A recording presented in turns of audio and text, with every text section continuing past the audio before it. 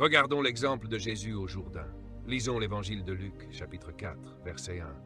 Jésus, rempli du Saint-Esprit, revint du Jourdain et fut conduit par l'Esprit dans le désert. Arrêtons-nous ici. Quand vous êtes rempli du Saint-Esprit, votre première rencontre avec lui est pour commencer à recevoir une direction dans la volonté et le but de Dieu. Être rempli du Saint-Esprit ne signifie pas immédiatement aller prêcher. Être rempli du Saint-Esprit est la première étape pour être identifié comme un enfant de Dieu. C'est pourquoi la Bible dit « Ceux qui sont conduits par l'Esprit de Dieu sont fils de Dieu ». Remarquez que quand Jésus a été rempli du Saint-Esprit, il a immédiatement été conduit par une présence divine. La direction venait de Dieu. Voici le problème. Écoutez-moi bien, enfants de Dieu, c'est très important à comprendre. Vous remarquerez que les disciples ont été remplis du Saint-Esprit et ensuite remplis à nouveau. Être rempli est une marche quotidienne avec Dieu. Je vais vous donner un exemple. Je peux avoir abandonné le péché de ma langue, comme insulté, mais dans mon cœur, je peux encore porter du ressentiment.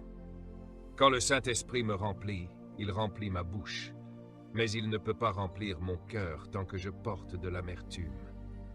Donc être rempli dépend de la capacité que vous avez rendue disponible. Écoutez-moi bien, c'est pourquoi un croyant peut recevoir le Saint-Esprit tout en ayant un démon, parce que vous devez comprendre que le lieu où règne le Saint-Esprit est votre homme intérieur. Le Saint-Esprit ne demeure pas dans votre chair. Le Saint-Esprit ne demeure pas dans votre âme. Le Saint-Esprit demeure dans votre esprit. Est-ce que quelqu'un comprend cela? Oui? Le Saint-Esprit demeure dans votre esprit, mais le règne de votre homme intérieur dépend de ce que votre âme a rendu disponible. Votre esprit ne peut pas aller au-delà de ce que votre âme lui a permis. Il y a des domaines de votre vie que vous contrôlez encore, et où Dieu n'a pas encore été autorisé à régner. Un exemple nous vient de l'apôtre Paul. Il dit ceci, « Un messager de Satan m'a été envoyé, une écharpe dans ma chair. J'ai supplié Dieu 3 fois de m'en délivrer. Et voici ce que le Seigneur lui a répondu, « Ma grâce te suffit. » Dieu n'a pas réprimandé quoi que ce soit, il lui a simplement dit que sa grâce suffisait. Paul a ensuite ajouté quelque chose de très beau. « Je me glorifierai dans ma faiblesse afin que la puissance de Dieu repose sur moi. » Le mot « repose » signifie « demeure ». Ainsi, le domaine de la puissance de Dieu, qui découle de votre homme intérieur, dépend de votre âme qui se soumet à votre esprit.